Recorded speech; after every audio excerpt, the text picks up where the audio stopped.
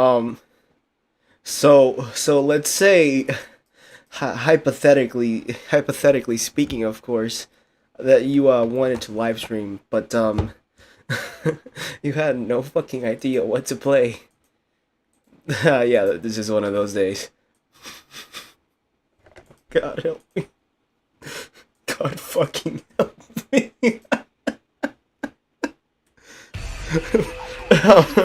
Welcome to my live stream. Today will be.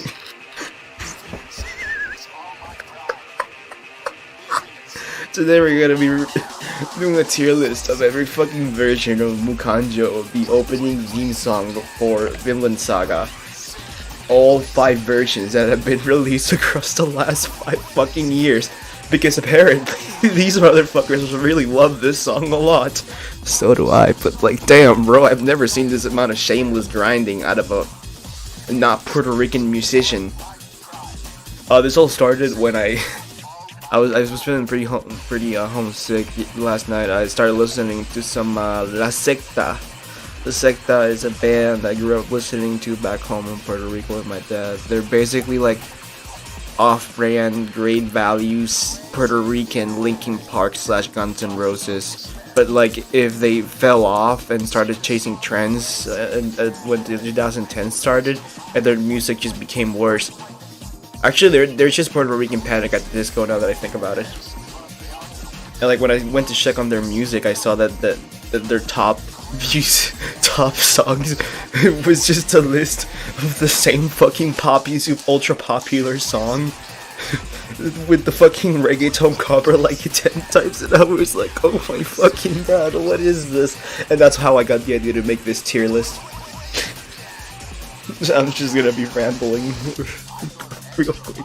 Just hear me out, okay? Don't tune out yet. God. Before we start, we have to take my well, honestly, it's not important to you, but it is to me. Alright, so let's talk about Survive Said the Prophet and their hit song Mukanjo, and how it's a little shameless of them to have like 5 fucking versions of the song within the span of 5 fucking years. What the fuck? This is like if Fear Loathing in Las Vegas dropped a new version of Let Me Hear from the moment the song dropped in Parasite. That's how shameless this is. You know what's crazy? We don't even have the first take version of this song yet. I'm waiting for it. I can't fucking wait. It might come out next year. So let's start with, we're gonna start with TV size. The TV size version of Mukanjo is, I'd say it's valid. I definitely say it's valid. I feel like once you listen to the full song, you never go back. Especially when you realize that like that final third of the final part of the opening song, like the TV size length, like the screamo lyrics only contains like every first verse of that entire fucking section of the song.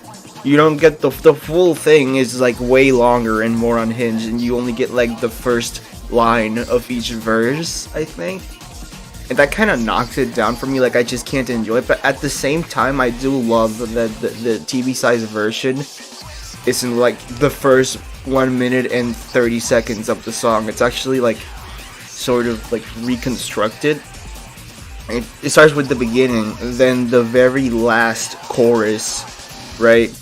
That cuts to that, and then the final part of the opening is the screamo lyrics, which are technically the bridge between the start and the end of the song and the full version. What the fuck am I even talking about? But this is really fucking good. This is good. I do like that they reorder it around. Usually they don't do more than this. Alright. So now that we've said now that we know the TV size is valid, up next is the original release of the song, the full version of the song. And I mean, come on, it's the full fucking song, alright? You listen to this thing for the first time, it's like listening to the full version of Let Me Hear or any other like band that like became fucking famous after dropping one anime opening at the right time. This is just like, this is just the Let Me Hear of Survive Said the Prophet. What the fuck am I talking about? There's not a whole lot to say. It's the original, you know. You can come back to this one, listen to it as many times as you want. It's good. It's fucking good. That's all I have to say. Now, up next we have the Inside Your Head version of Mukanjo, which came out 1 year after the original version came out. This is where the milking starts. This is when they realize they can start milking this fucking song to the goddamn ground. After the original came out, Survive Said the Prophet dropped an album called Inside Your Head, which I believe it came out in 2019. Let me check real quick. Let me just check real quick.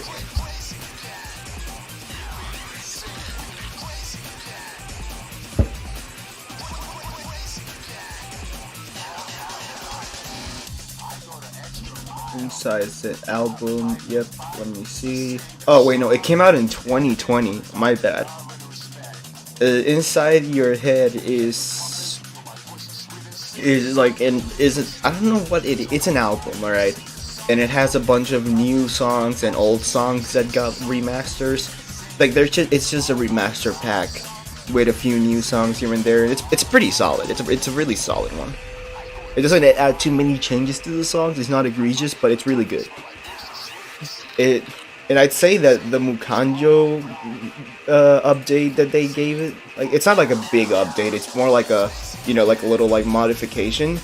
I'd say that the Inside Your Head version of Mukanjo is really fucking good. It's my favorite one. It's easily S tier. I don't know why, but like the screamo part, like, really makes me wanna like nuts. I get goosebumps like crazy, bro. Like, you have no fucking idea. This shit turns me on so fucking much. I don't know why. It's just really good. I definitely recommend giving Inside Your Head a listen. It's you know, like some of their older songs. It's really good. I'd say, in my honest opinion, I'd say Inside Your Head Mukanjo is the best version of Mukanjo.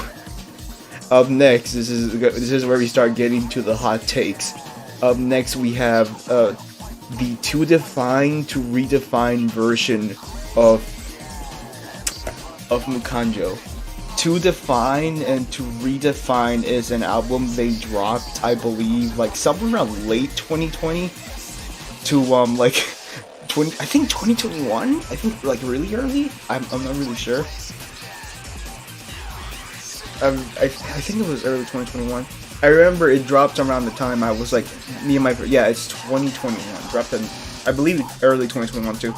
Now, To Define and To Redefine is their big anniversary album, and I find it really funny that 1 year after dropping a remaster album, they dropped a remake and remaster album.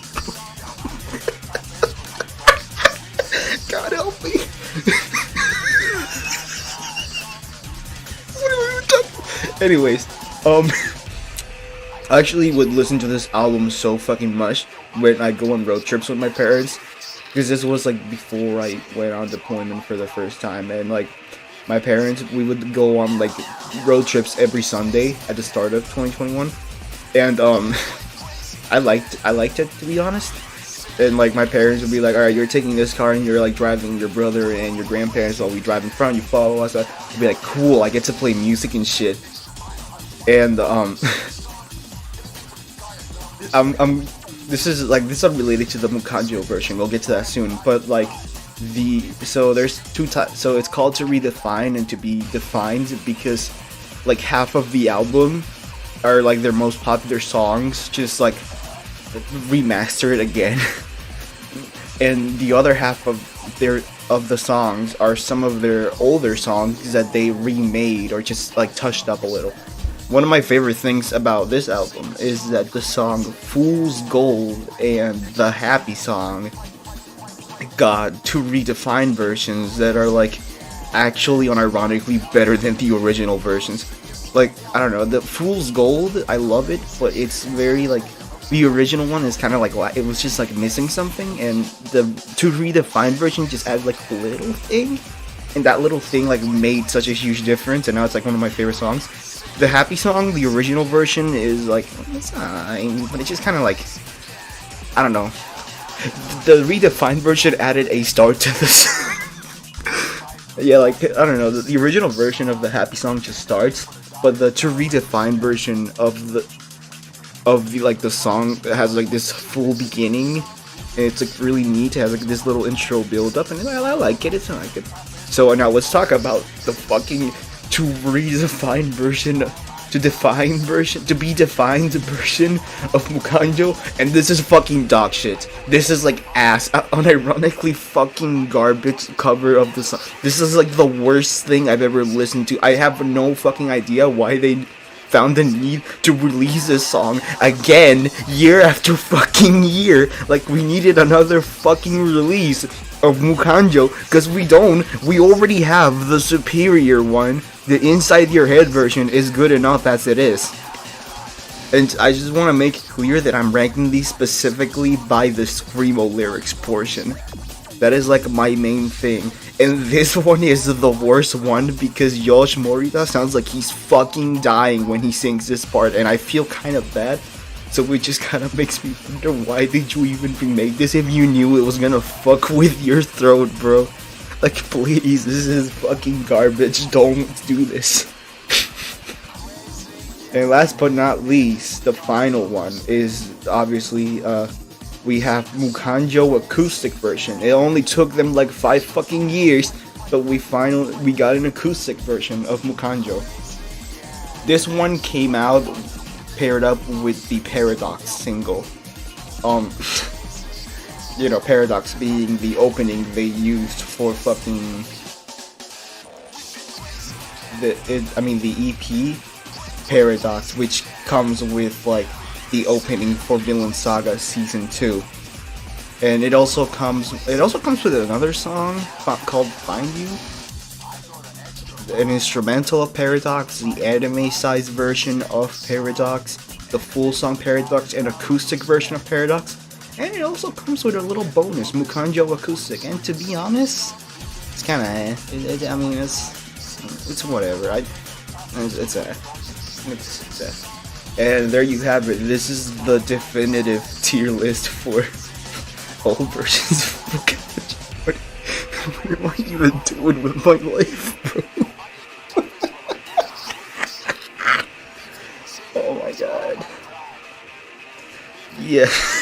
I just wanted to make this. I just wanted an excuse to talk about this because I got the idea. I haven't streamed in a while, but I wanted to stream, and I just don't have any games I want to play right now. So like I just wanted an excuse to talk about this. This is my fucking ranking for all Mukanjo versions. As you can see in the top, we have fucking Inside Your Head cover. You know, it's the best one. It makes, when I listen to it, my ears get, you know, my ears and my head and my whole body gets this tingly fucking sensation, like I'm about to fucking nut over fucking. And you know when I type, what year is it?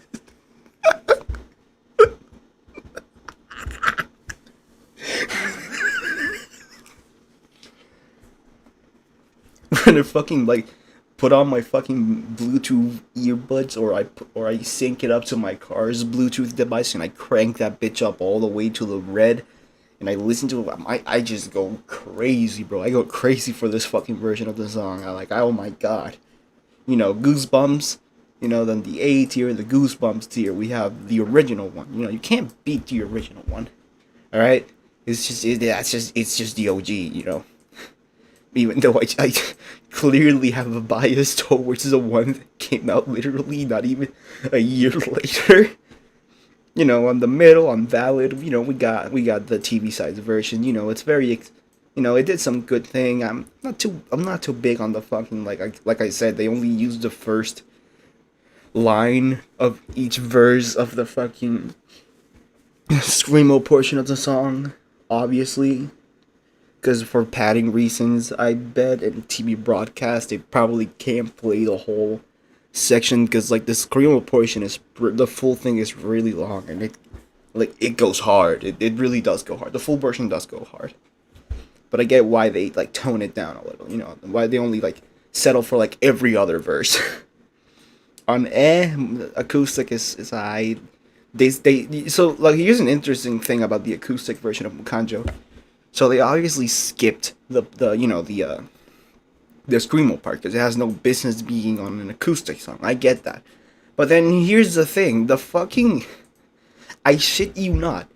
The the acoustic version of Paradox actually has the unhinged rant because Paradox also has one. Like the actual song has I don't know if it's a I wouldn't call it like a full on screamo like Mukanjo. I'd say more it's more on the have you ever listened to fucking System of a Down and like have you ever listened to BYOB in that part where like the like the secondary singer starts going crazy and he starts going blast off, it's party time, and we live in a fascist nation. It's kind of like in that tone. It's not really like full on demonic screamo like Mukanjo, and that portion of the song is fully included in the acoustic version of Paradox.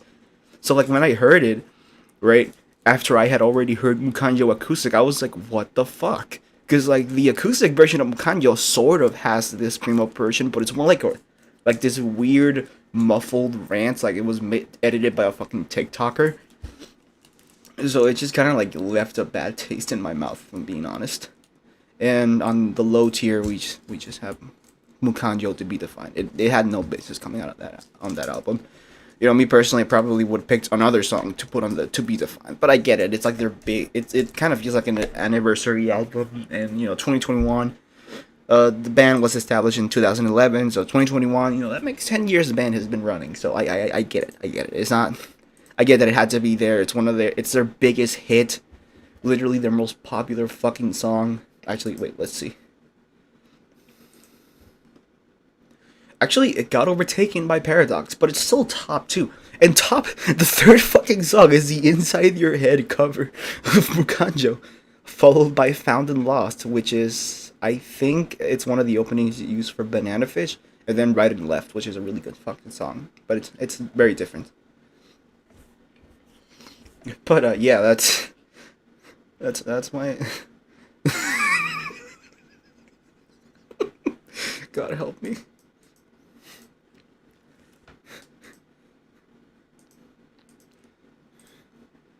Did you?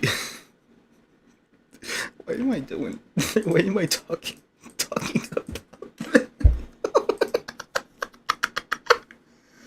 Oh God, help me! God help me!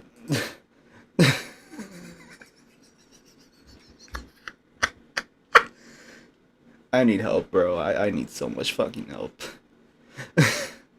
um. You know, how about another joke, Maury?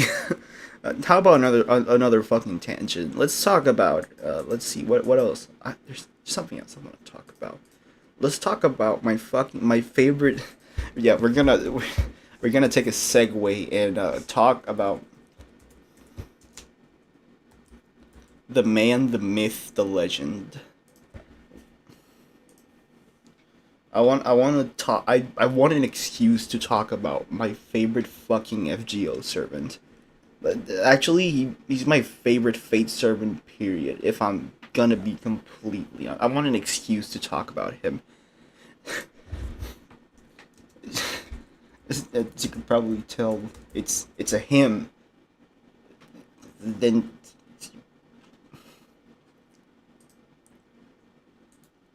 my favorite FGO Fate servant period like of all time is let me see if I can pull off the image. Let me turn this off.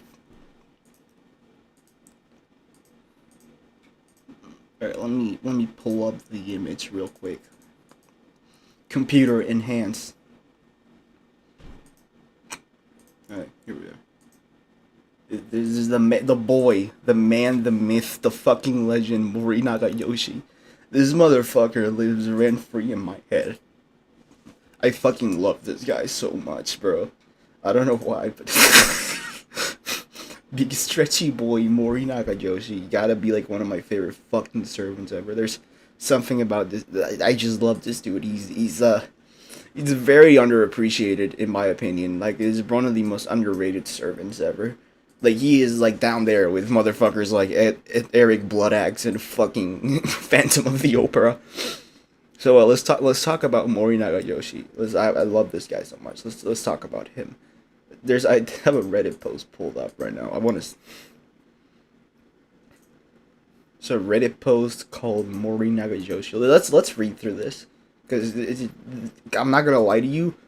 You know what's rare than a fucking a guy who likes Oda Kiposhi? You know me. I'm the fucking Oda Kiposhi defender. I am like one of like 10 fans that the male counterpart of Nobunaga has. So, my boy, being a fan of fucking Morinaga Yoshi is like, it's way more unheard of than being a fan of Oda Kiposhi.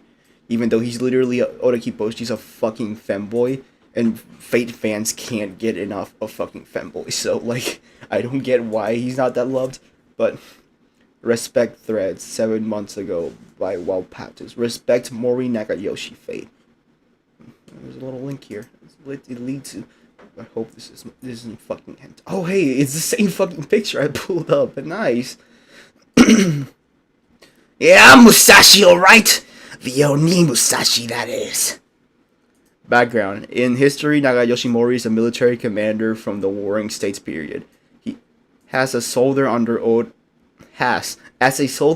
Nobunaga, he racked up renown for incredible feats such as single-handedly beheading 27 soldiers in one battle and covering himself in so much blood his entire lower body appeared to be red.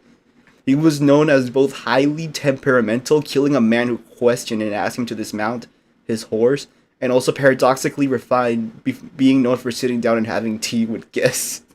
Fucking unhinged by the motherfucker. I usually describe Morinaga Yoshi to other people as, like, historically built different. He is him. Like, when people said, oh, you're not that guy, or you are that guy, or is he him? Nah, I look at this motherfucker with the fucking tin can armor, and I go, yeah, this guy right here, you see this sadistic motherfucker? He's him. He is him, like, 100%. As a servant, he retains much of his hot-headed streak combined with some of the typical insanity accompanied by someone of the berserker class. In both Koha Ace and Red Light, he goes rogue immediately after being summoned, slaughtering everything around him while manhandling his master, eventually getting confronted by other servants and defeated. In Grand Order, he appears to slightly less of a rampage. He appears to be slightly less of a rampage, assisting the protagonist and their allies as they explore the many Gura singularities. Hover over the feet to see source. Manga is labeled by volume and chapter. Fate Koha A is a parody joke manga licensed by Type Moon that features various Tsukihime and Fate characters. Fate Type Redline, a more serious adaptation of a holy girl war that Koha A depicted in Imperial Japan during the Second World War. It's still being released, so I'll do my best update with Fate as it comes out.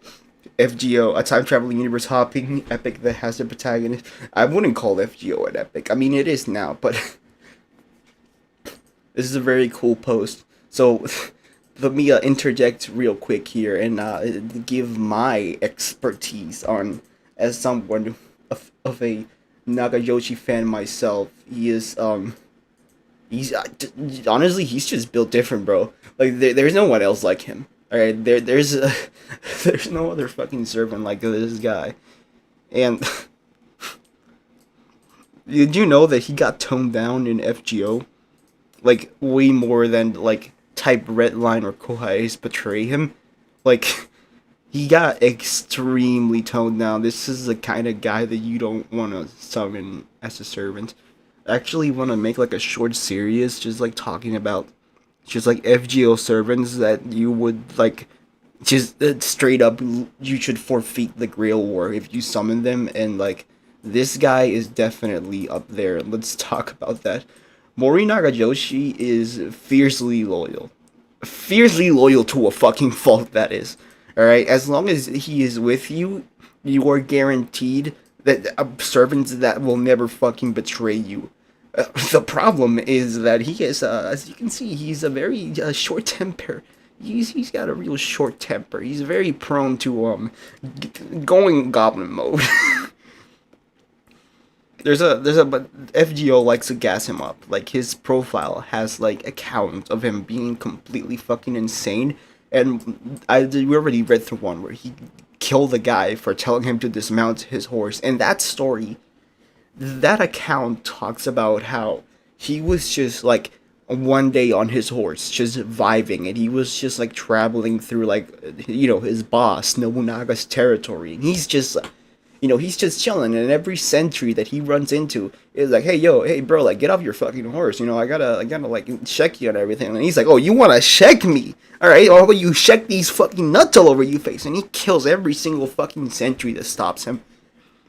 Eventually, as he's just, after pretty much killing a bunch of guys who were just trying to do their fucking job, he runs into who else but Oda Nobunaga, and he's like, hey, yo, what the fuck are you doing? And I'm like, oh, wait, is this your territory, bro? And he's like, yeah, what did you do? He's like, don't get mad, but I like fucking kill everyone. He just like straight up killed God knows how many fucking soldiers of Nobunaga's troops, because they had the audacity to tell this man to get off his fucking horse. That is so fucking like... I wouldn't say that's some Sigma male shit. No, that's not Sigma male shit, bro. That is like I am built different Black Air Force energy type of fucking shit, bro. This is not a man you want to fuck with. Fun fact, when Mori Nagayoshi died, it's said that apparently both his allies and foes in the middle of a war collectively stopped killing each other just to go, oh thank fucking God, this guy is finally fucking dead. Imagine being so hard to work with that your own friends and enemies stop killing each other just to acknowledge, oh Jesus fuck, this motherfucker finally kicked the bucket. And let me tell you something. Contrary to Nagayoshi's design in Fate and Nobu's design being portrayed as a younger girl and a gremlin because she's voiced by the legend Rie Kugimiya, when Mori Nagayoshi served under Oda Nobunaga, when he started becoming prominent, the dude was like 25 years old. Nobunaga was like on his 40s. He already had like 2 to 3 fucking kids, and his oldest son was Nagayoshi's age. And Nagayoshi worked with Nobunaga's son, so it is heavily, I'd say historically implied that Nagayoshi and Nobunaga's oldest son were just like fucking menaces. They were probably the equivalent of Gen Zs today.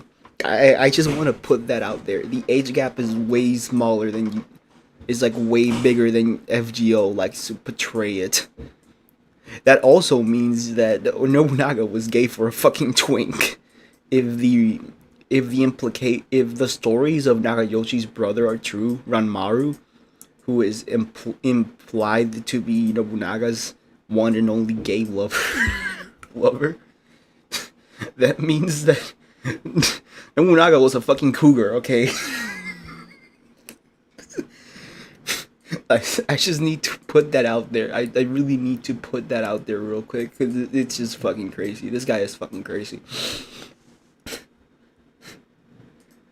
I also want to add that according that in both Fate type Redline and Kohae's, Nagayoshi is fucking immortal.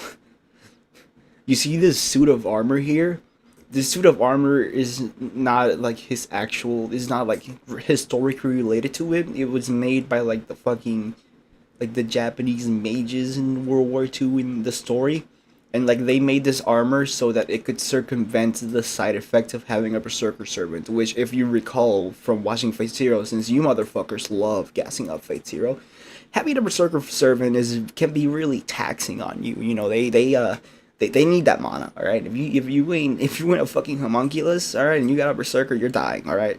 Those motherfuckers need like those motherfuckers need your entire life source to fight. All right, and Nakayoshi. So they're thinking this guy is Miyamoto Musashi, right?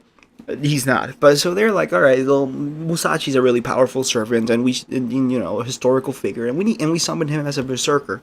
We kind of need to start circumventing the whole berserker servant eats of the master's mana like a fucking fruit punch, because berserker servants are just like that, and we just summoned the greatest swordsman in Japan, allegedly.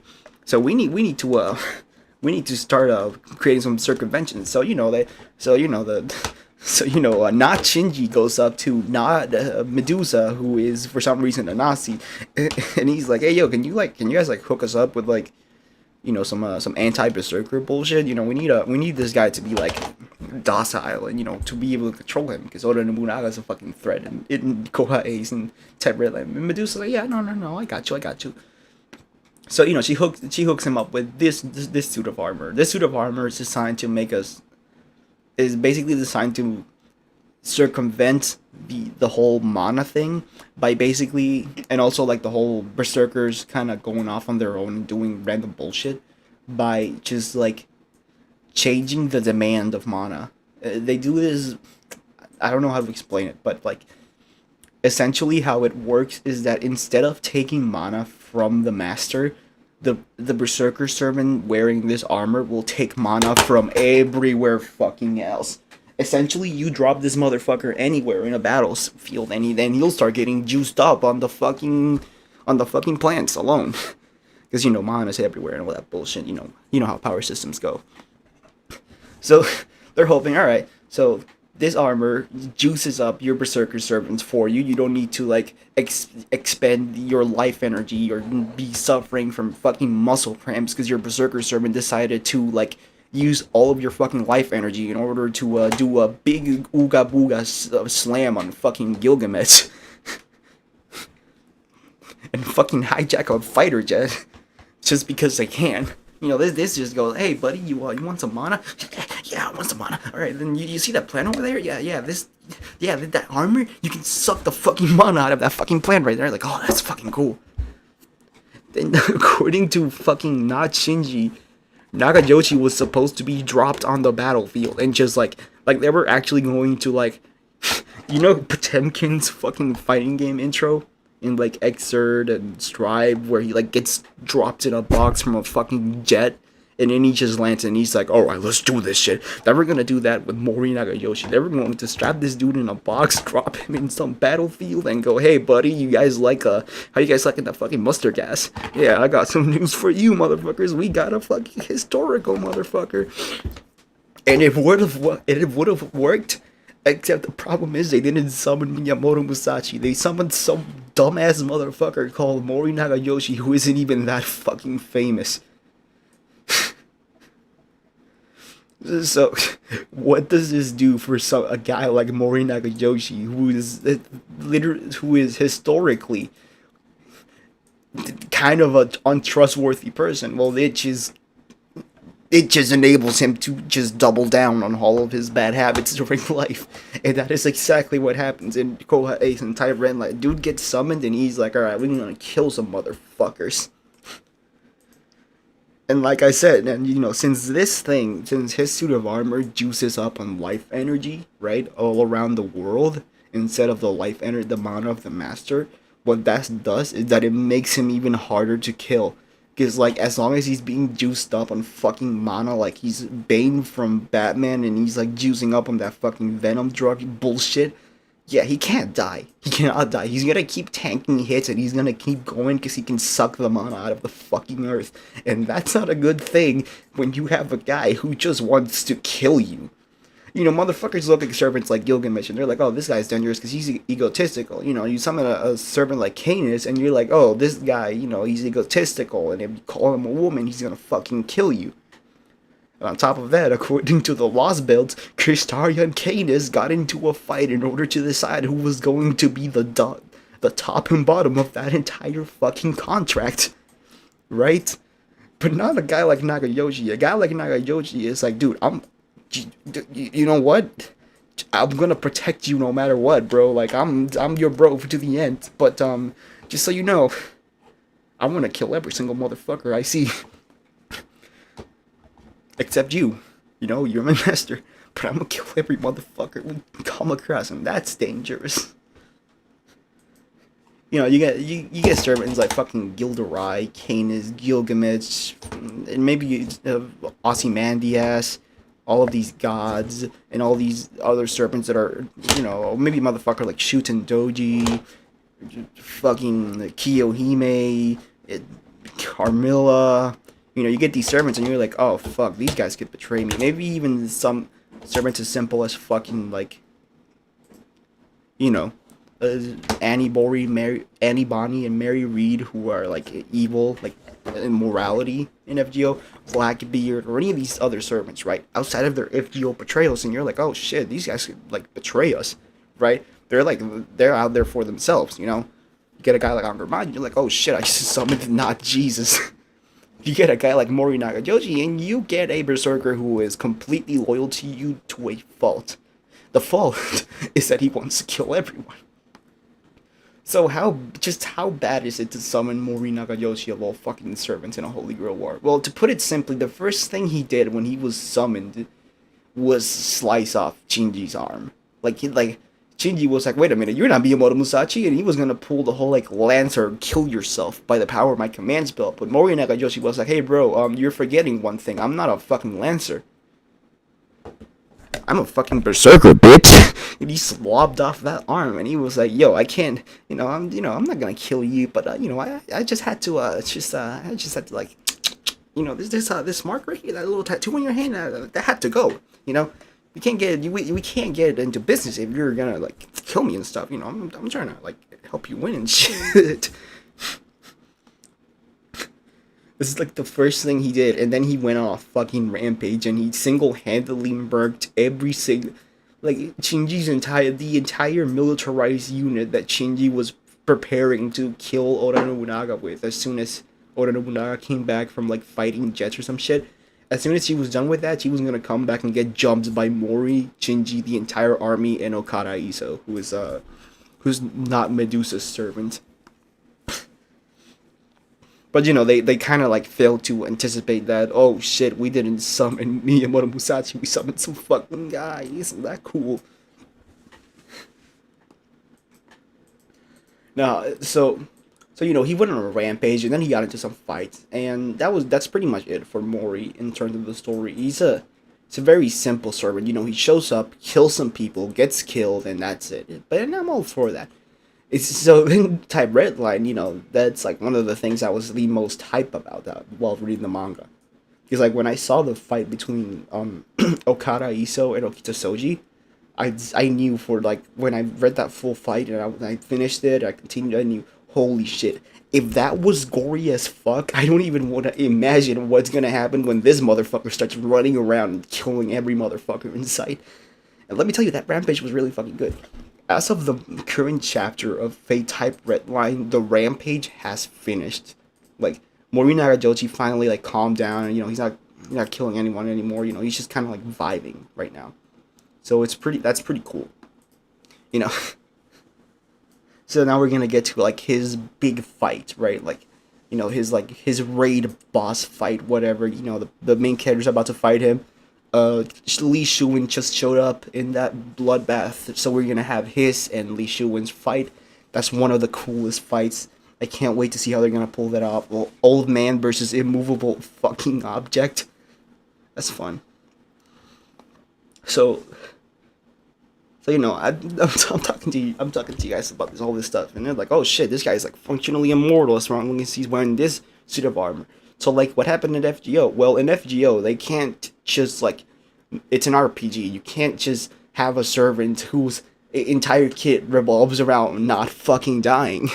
Especially if it's a berserker servant, because that would be really fucking powerful. The Nagajoshi's whole fucking premise in the story of, like, Kohae's and Type Redline is that he is this fucking absolute unit who is supposed to be completely unstoppable on the battlefield.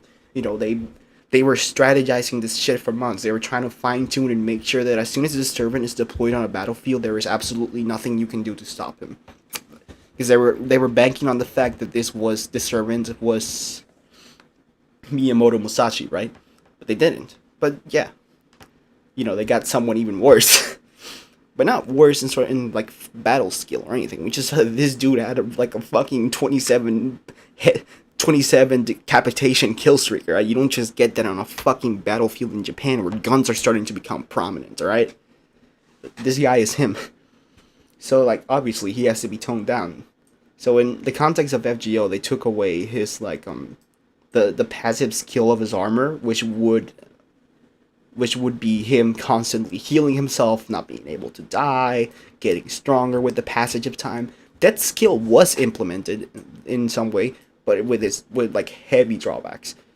For every hit in FGO that Naga did, his second skill is a unique type of like attack buff, where for 3 attacks, for like I think for like 5 turns and 3 attacks, right? For like when I'm saying 3 attacks is like an individual attack. For 3 individual attacks that for 3 individual attack slots that Nagayoshi uses, he gets progressively stronger, but he also like gets a defense debuff that makes it so that he can die faster and take even more damage. And remember, in the case of Fate Go, Berserker servants take a lot of damage. They're strong against everything and weak against everything. They're not tanks.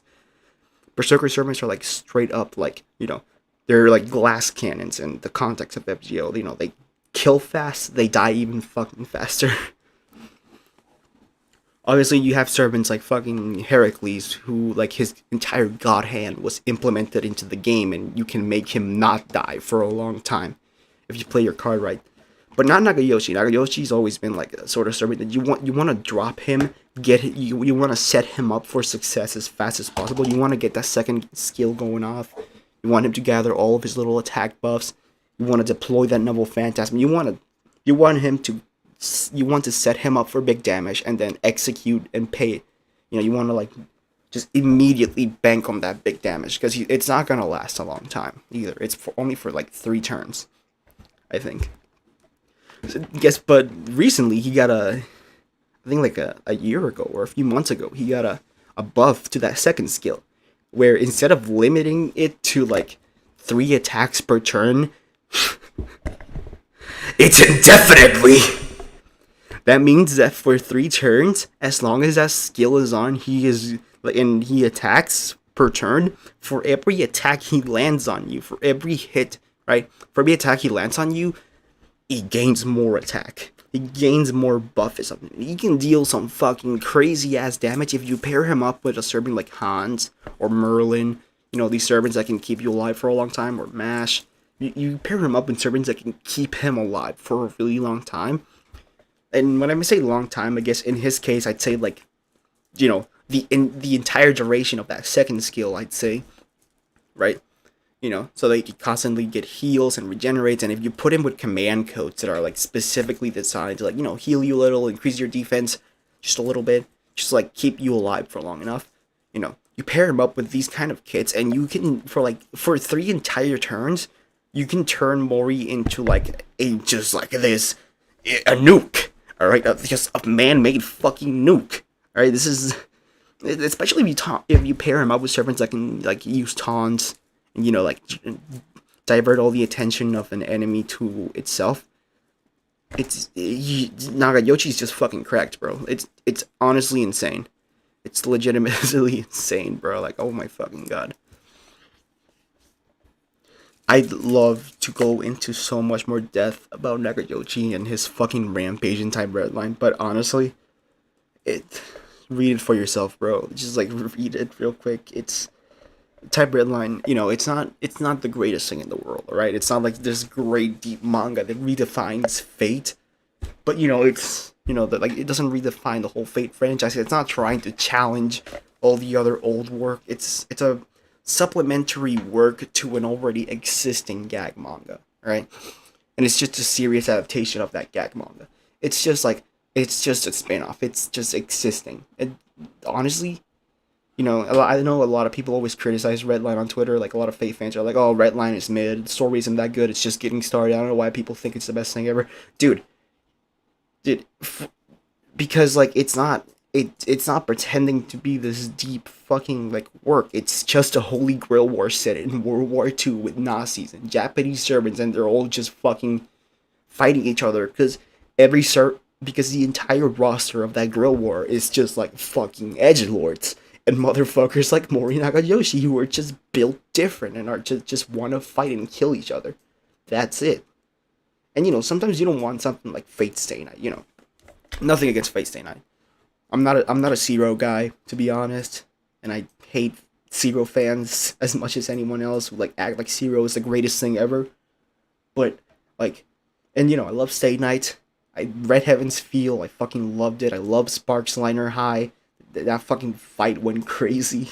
PNG go brrr and all that fun stuff. But like sometimes I don't need Nasu to like explain to me Nasu sit there and go on like tangents about the meaning of life and what it means to be a hero of justice. Sometimes I just want to see someone throw hands and type like just scratches that itch. But in manga form. It's not gonna get an anime adaptation anytime soon because it's just getting started, in my opinion. Like we are at the Mori Nagayoshi arc is like the first just like the Mori Nagayoshi arc is what kicks like the Grill War into high gear, and that's where you start getting all the cool fights, and it's just a gauntlet of just like servants fighting each other until the last one is just sanding. And that's pretty fucking cool. I can't wait to see how the manga's gonna be adapted. The artwork is fucking beautiful. Oh my fucking god! Like, Jesus Christ, the artist Ryoji Hirano, he goes fucking crazy on that shit, bro. The plot is just supplemental at best. It's really just a story about people fighting, about servants just like fighting each other, and it's gory as shit, and that's really fucking cool. It's honestly, Type Redline is what Apocrypha should have been. Just like fights. Alright, you got this cool premise of a Holy Grail War, some of the best servants in the entire fucking franchise. And you're gonna tell me that you grabbed the best possible servants, some of the coolest masters, and the greatest idea for a Holy Grail War, and you made it mid? What the fuck, bro? Actually, no. Face Strange Fake is what Apocrypha should have been. Redline is just like, I don't want deep story. I just want battle. Redline scratches that itch. It's gory as fuck. The artwork is beautiful. The artist clearly loves Okita because he draws her with a fucking fat dump truck of a fucking ass. Holy shit. And TLDR read Type Redline, bro. It's good. It's good. All right, it's good. Still have no idea what I'm gonna play. I think I have an idea. You know what? Let's play 7. Yeah, Yakuza 7. We've waited long enough, right? We beat Yakuza. Why do I have one concurrent viewer and one like? So I'm just going on a tangent right now. Thanks to whoever it was. Like, going on a tangent because I'm fucking depressed, bro. Enjoy the tier list. I think I know what I want to play right now. I think let's play Yakuza 7. It's been months after we beat 6. Am I gonna come back to Ishin? I don't fucking know. Let's check. Are there any cool mods for the fucking game? Let's check the Discord.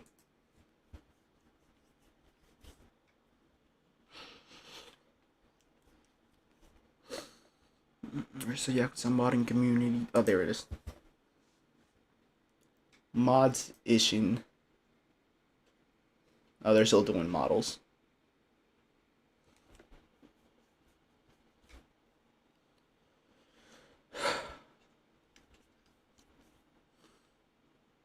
Yeah, the modders have given up. It's not good. Oh shit, it's in the graveyard. Uh-oh.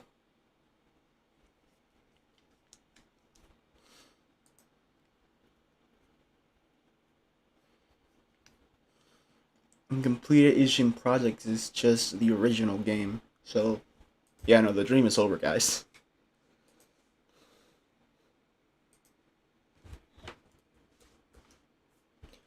Holy shit, Omen, shut the fuck up.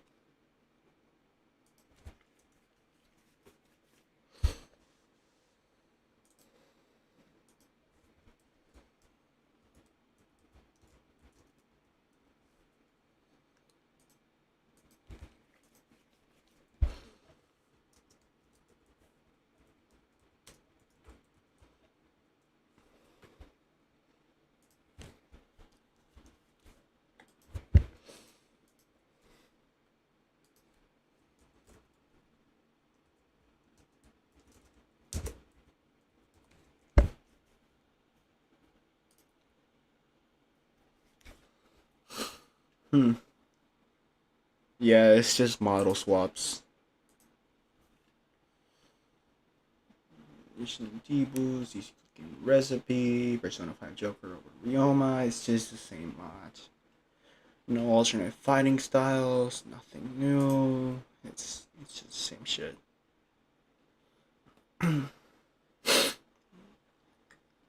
Yep. It's a shame, but I mean, they haven't figured it out yet, and the chat died. Modders gave up. They don't want to do. They don't want to work with it. Oh, yeah. Let's play Yakuza 7 then. Let's play some Yakuza 7. I don't know what mods can I get for Yakuza 7.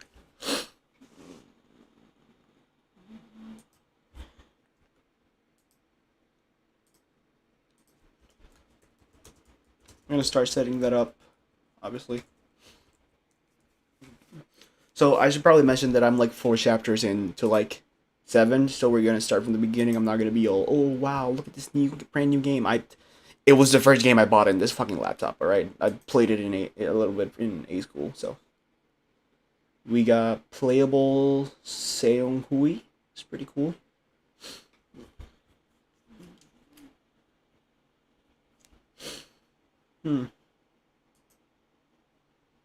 Yakuza 7 enemy randomizer. Hey yo, what the fuck?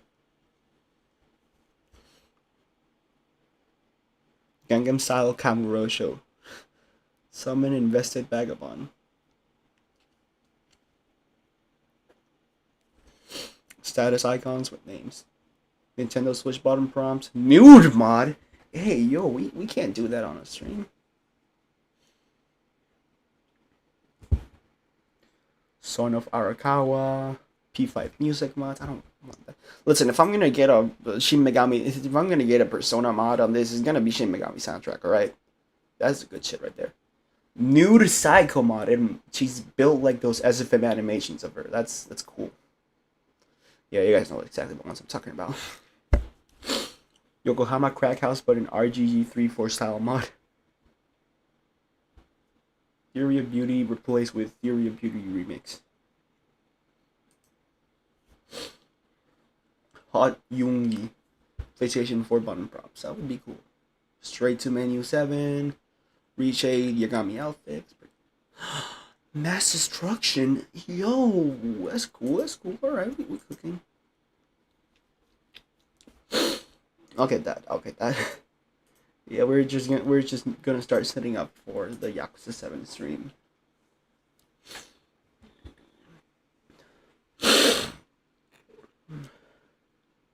No More Heroes 1 Travis touchdown outfit for Ichiban. Hey, not bad. I get that. I get that. Gotham Knights like a Saijima's original design from Yakuza 4 into like a Dragon 7. Okay. I can work with that. Alright.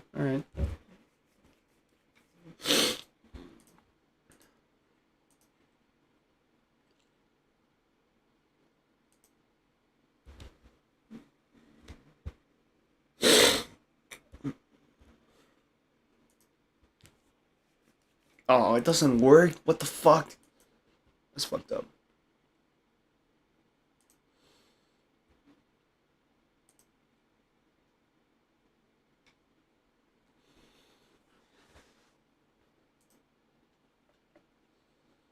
Also, obviously, I'll play it on sub as well. No, no. Wait. I haven't. I definitely did not play like a dragon in dub. Nope. No. I did not.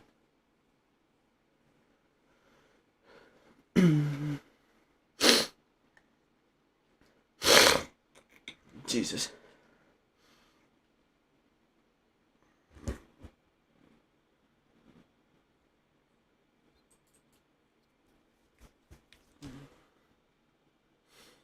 No party members. Why would I use that?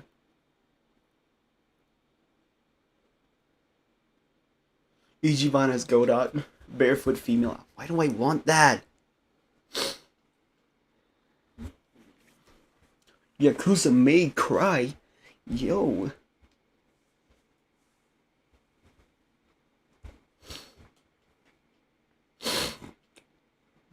Guns of the Patriarchs.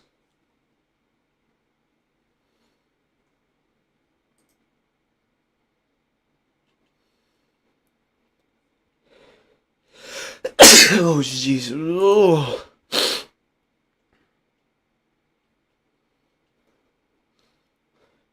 Oh. Oh. Leave me alone! Akira! Ah! Some 3 Ichiban.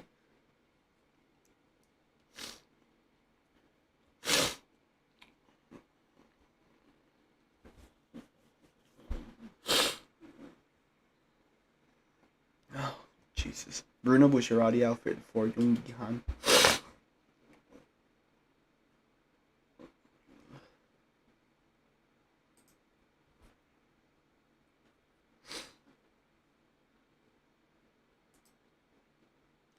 You guys added music mods and you didn't think of adding a single Shin Megami Tensei mod? What the fuck is wrong with you motherfuckers?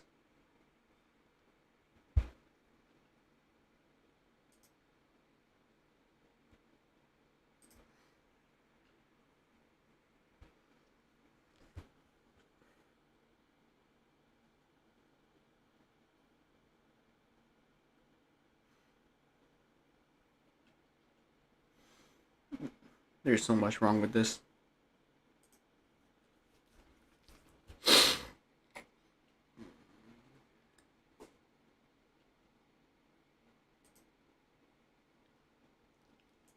Wait, show me.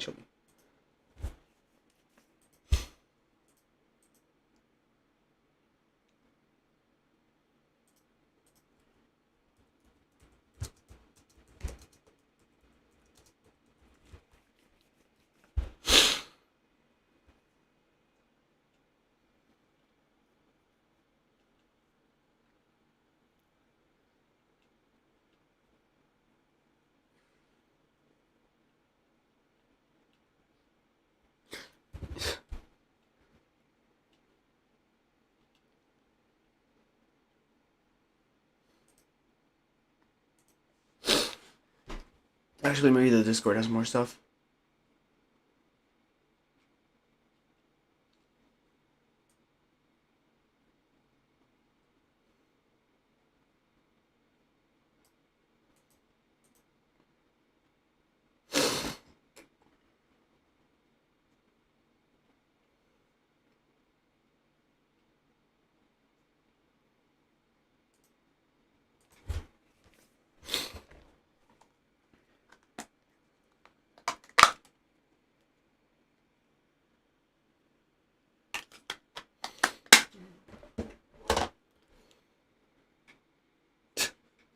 Oh, this is just meme.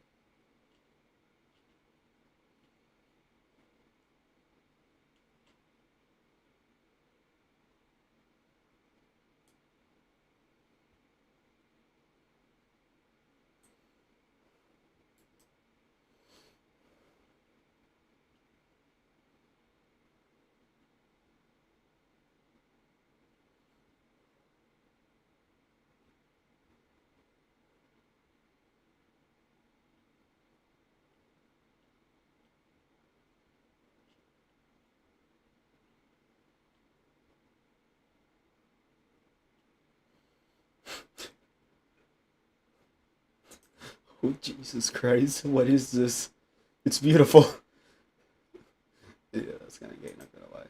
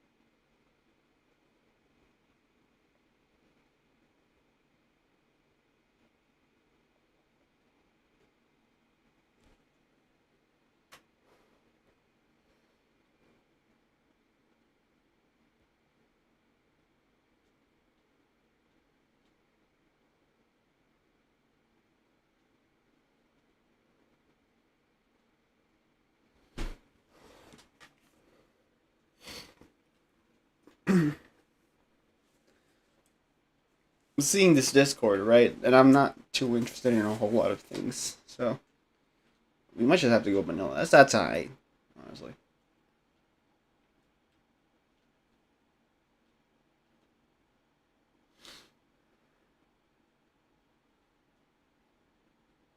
Weapon master job. That's interesting.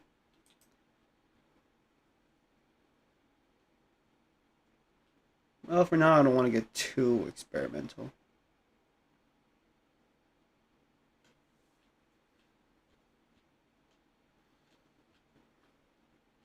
Nishiki hair. Oh jeez. Oh Jesus. Miyamoto Musashi has joined your party. Oh god, that looks so cursed.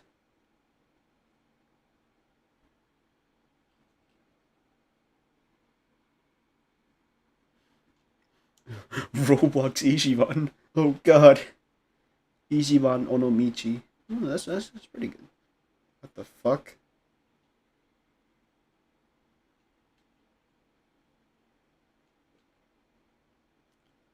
Long hair, long hair Ichiban. That's not too bad.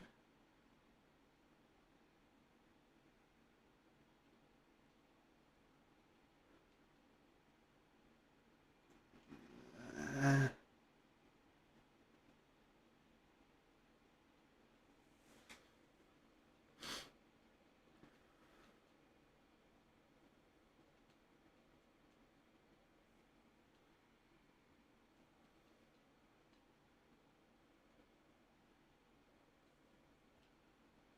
oh god. What's Hanya man? Oh Jesus. The Bruno Bucciarati update is pretty fucking cool.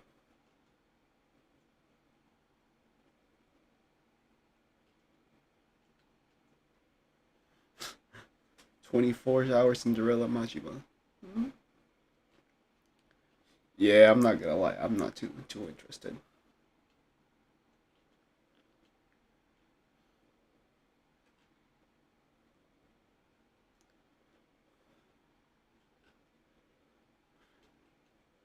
Virgil. Oh god.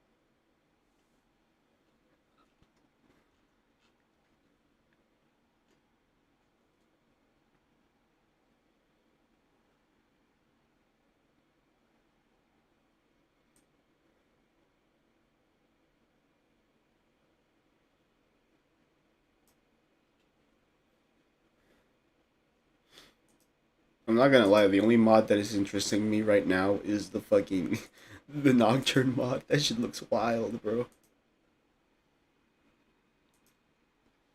I'm the I'm gonna get the Travis Touchdown mod. Fuck that shit, bro. I'm surprised that Yakuza 7 of all games doesn't have that many mods. You think that the RPG one would have a bunch of mods. That's probably because Jinro is still like streamlining his like a brawler mod, which obviously makes sense. But yeah, that makes sense.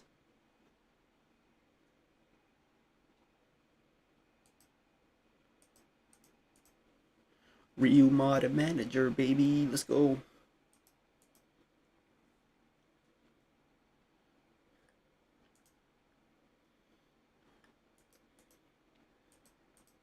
Kind of wish there was a fucking SMT music mod, like how you know. It just makes sense, bro. You know, it just makes sense. Plus, SMT soundtrack do go crazy, right? It does go crazy. Oh, I should probably also add that I have purchased Nocturne on Steam. Nocturne may come back sometime. I think I'm gonna enter my RPG phase. That wouldn't be too bad.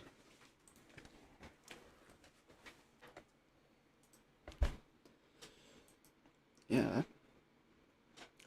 I guess some games I would love to play are like the old Final Fantasy games, and we're talking shit like 4, 5, 6.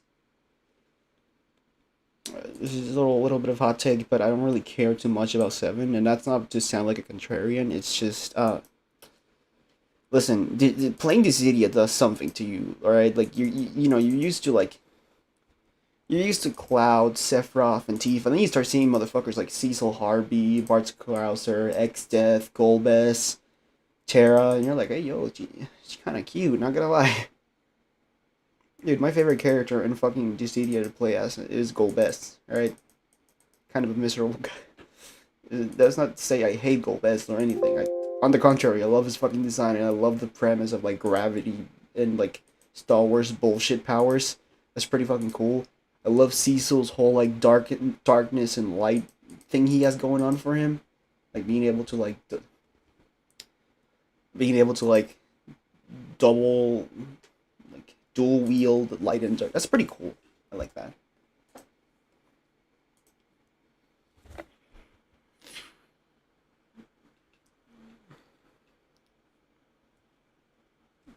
So same rules. Alright. So I'm not gonna lie. I don't really see myself using a whole lot of mods. Honestly, I'm gonna just get the Travis touchdown outfit. Yeah, I already got it. Um,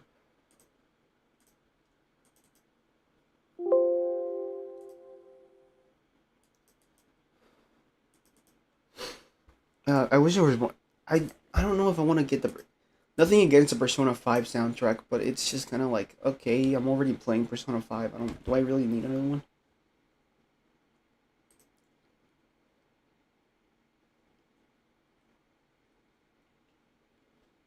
Honestly, I would have just.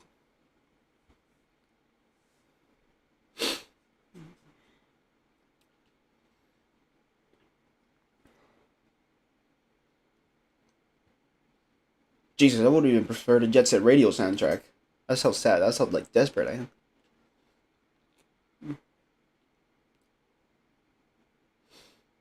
It doesn't seem too bad, but I don't know. It's not what I was expecting for sure. It looks like it's flawed as well. It's not that good. All right. Kind of disappointed. Not gonna lie. I was expecting more mods. Even Yakuza 5 has way more mods. Zero is obviously like gets all the mods. Maybe that's a problem. Oh, Jesus.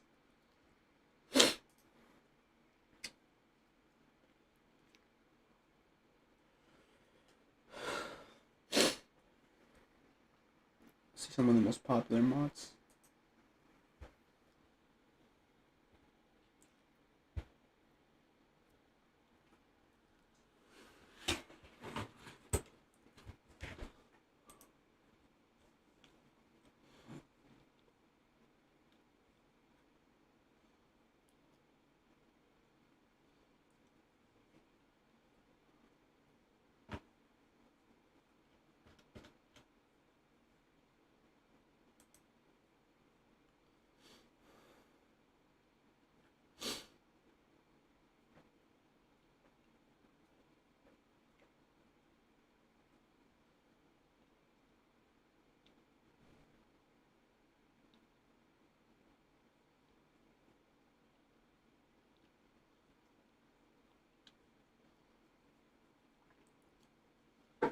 Holy shit, that's a lot of mods. Definitive edition going crazy, bro. Like, damn. I mean, that's cool, I guess. Oh, shit. No. Oh, my God. Wait a minute. Like... Oh, hey, that's pretty cool.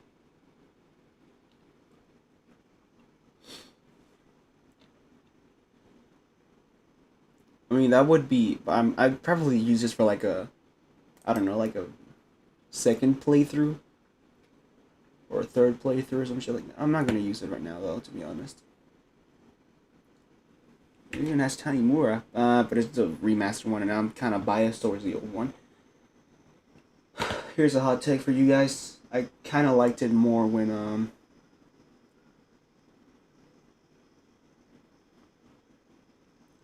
I kind of prefer the old, Tanimura. He got done dirty, right? That's just what it is, you know. I don't. He didn't deserve what happened to him. The guy was just.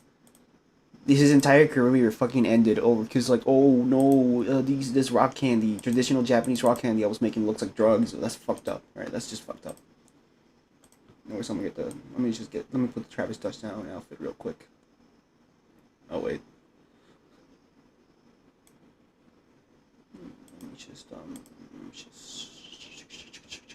Did I get rid of the game? Did I close the game in territory?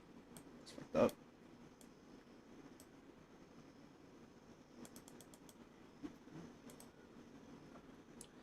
But yeah,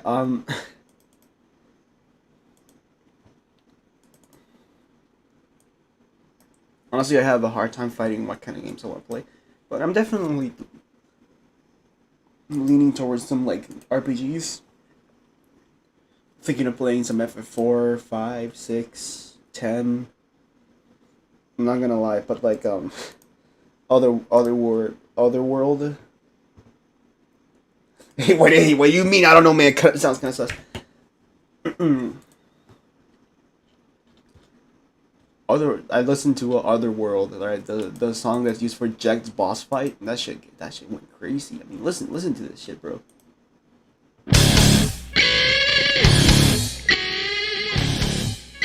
This needs to be a boss league for this one.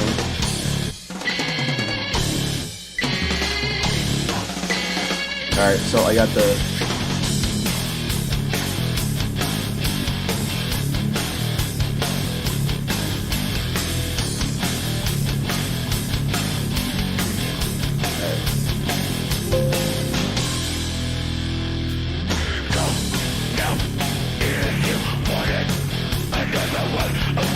I'm gonna start making the thumbnail. You give up on it. You bust the head that feeds you. Shut up. Oh, I did.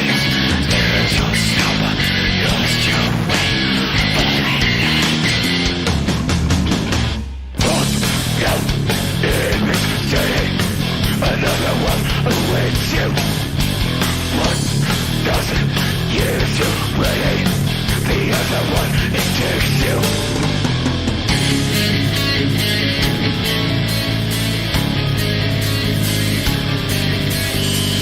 Let me just start working on my settings real quick. Go into the sand and the dust in the sky. Go now. There's no better plan than to do or to die.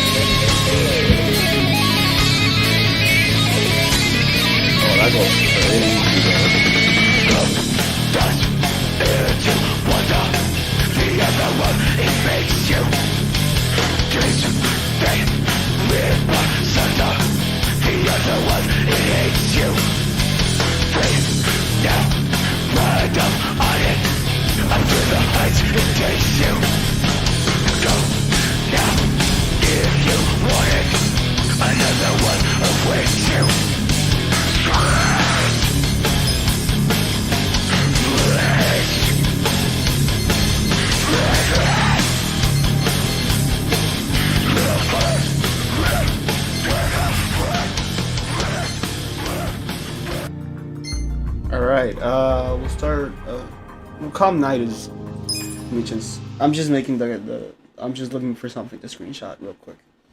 You guys know how I make my thumbnails?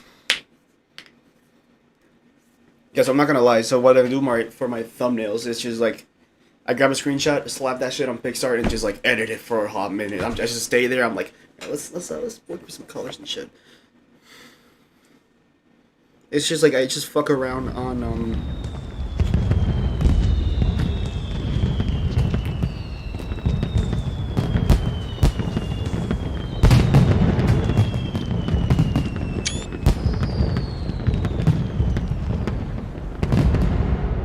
that's a good one.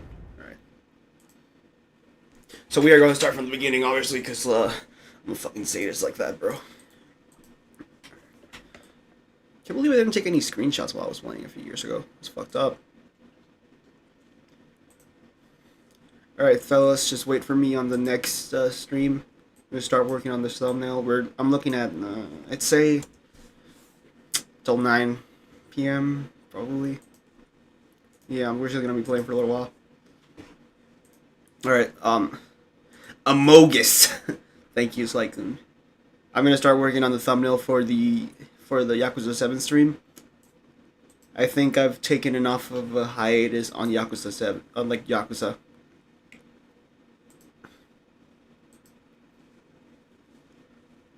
Let's see, how long has it been since I last played a Yakuza game?